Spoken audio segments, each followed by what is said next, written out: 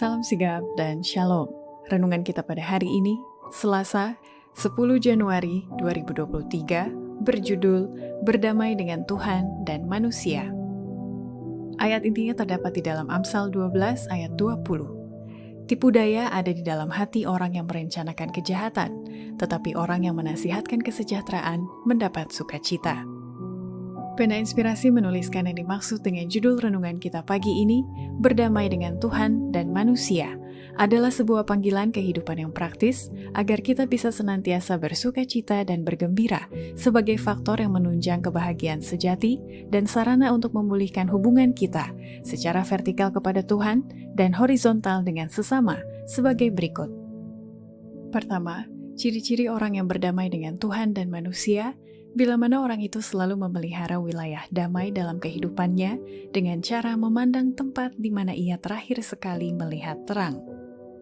Bila mana pencobaan menyerang engkau, bila mana kekhawatiran, kebingungan, dan kegelapan kelihatannya mengelilingi jiwamu, pandanglah ke tempat di mana engkau terakhir sekali melihat terang.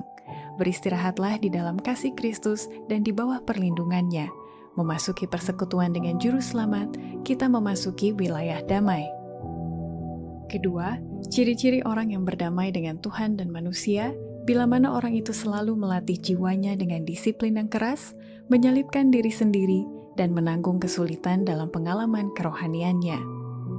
Kita memerlukan pikiran yang dapat melihat kesulitan-kesulitan dan melaluinya dengan hikmat yang datang dari Allah, yang dapat bergumul dengan masalah-masalah sulit dan mengalahkan mereka. Masalah yang paling sulit ialah menyalipkan diri sendiri, menanggung kesulitan dalam pengalaman kerohanian, melatih jiwa dengan disiplin yang keras.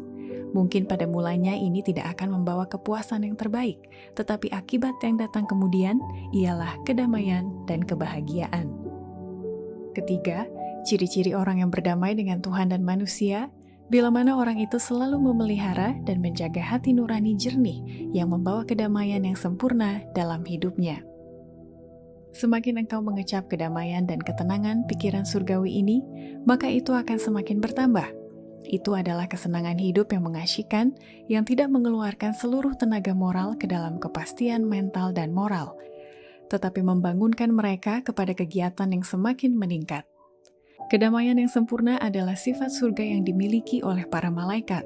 Semoga Allah menolongmu menjadi pemilik dari kedamaian ini. Keempat, ciri-ciri orang yang berdamai dengan Tuhan dan manusia, bila mana orang itu tidak memanjakan diri dengan keluhan atau berpikir jahat dan berusaha dengan sungguh-sungguh menjadi orang baik dan melakukan yang baik. Demi Kristus, janganlah berkata atau berpikir jahat. Semoga Tuhan menolong kita bukan hanya membaca Alkitab, tetapi juga mempraktikkan ajaran-ajarannya.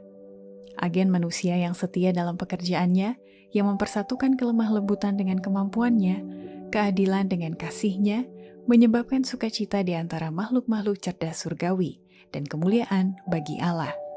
Biarlah kita berusaha dengan sungguh-sungguh menjadi orang baik dan melakukan yang baik, dan kita akan menerima mahkota kehidupan yang tidak akan pudar. Demikianlah renungan kita pada hari ini. Kiranya Tuhan memberkati kita semua.